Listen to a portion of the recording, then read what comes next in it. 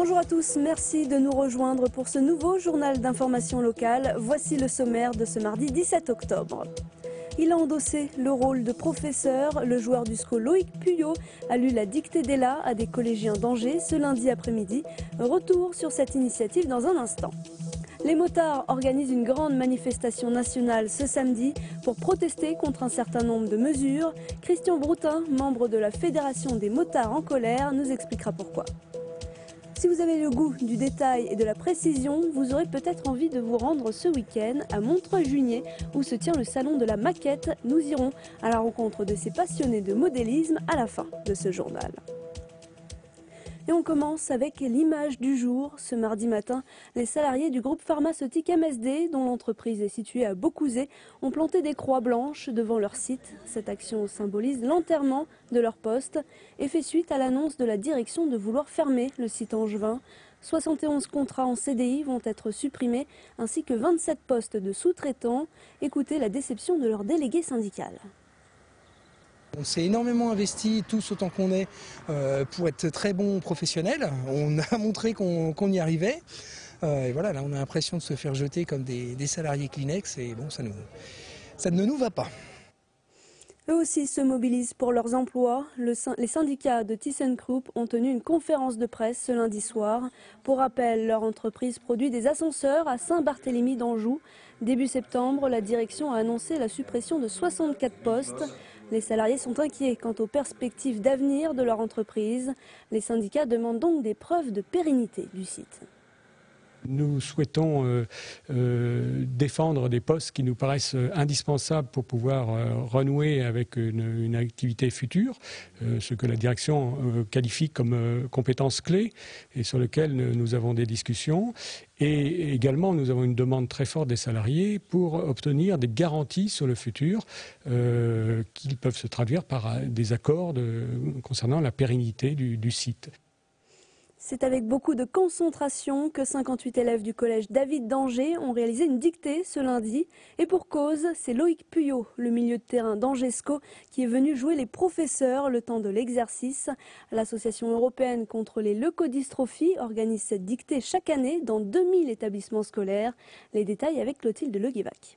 Monsieur Puyot sera votre lecteur privilégié.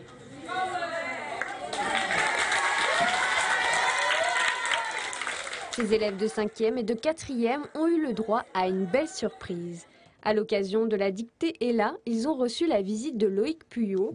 Le joueur d'Angesco s'est transformé en professeur de français le temps d'une dictée. Des ailleurs qui lui donnent pour faire plaisir au docteur Buren, alors, virgule, pour faire plaisir au docteur Buren. La différence entre une dictée par un prof et une dictée par un sportif ou une personnalité extérieure que tout le monde connaît dans la région, je pense que c'était vraiment la chose qui a fait que les élèves se sont engagés encore plus. Chaque année, l'association Ella propose la lecture d'un texte dans les établissements scolaires. Le but est de sensibiliser les jeunes aux maladies génétiques qui touchent beaucoup d'enfants. Loïc Puyot a accepté sans hésiter. Nous, on sait qu'on est privilégiés, on est des footballeurs professionnels, on est en bonne santé.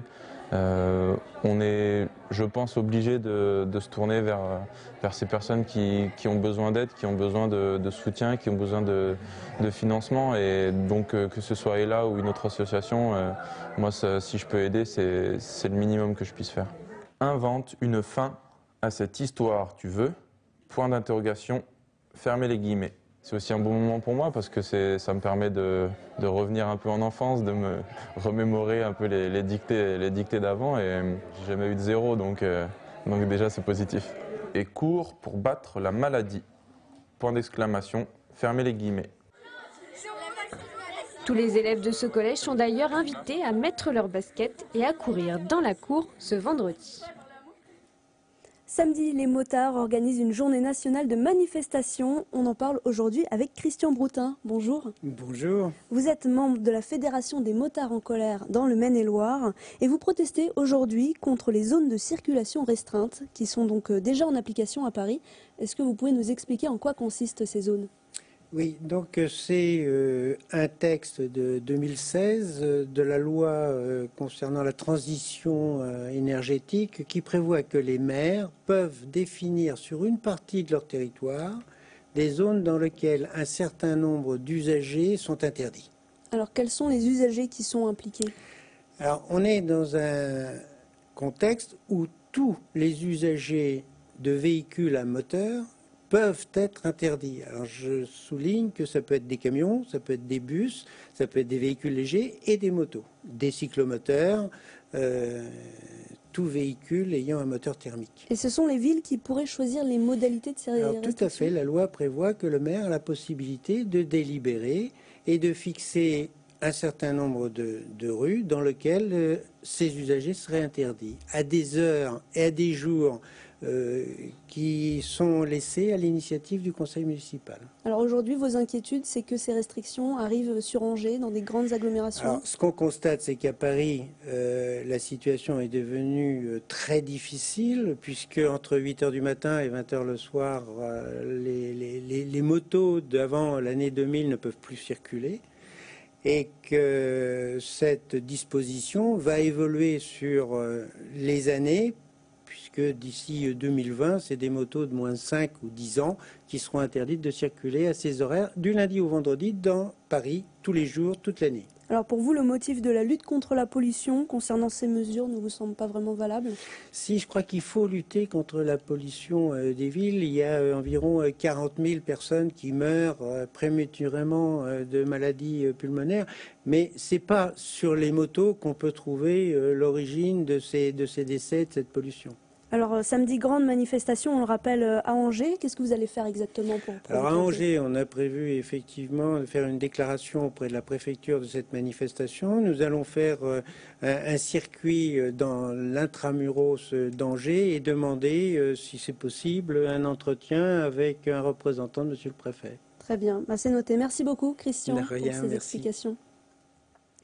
Plus de 55 passionnés sur 1300 mètres carrés d'exposition. Le Salon de la maquette et du modélisme s'apprête à rouvrir ses portes pour une 9e édition. Au programme, des figurines de quelques centimètres jusqu'au château de Chambord, réalisé avec 400 000 allumettes. Ce sera ce week-end à Montreuil-Juigné. Fabrice Gadon a été à la rencontre des organisateurs.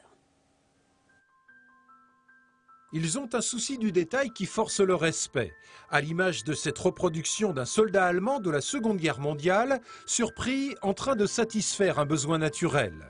Car les membres de l'association A3MJ sont des passionnés.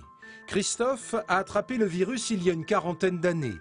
Son champ, d'un peu plus de 200 tournesols, est une petite merveille de finesse et de minutie.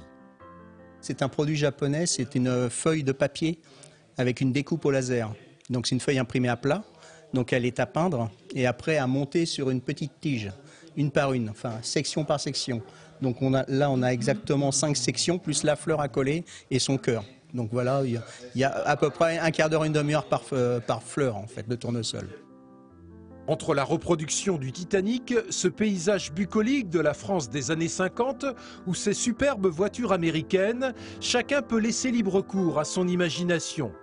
Avec pour bon nombre des membres de ce club, le souci du détail qui les pousse même à participer à des compétitions.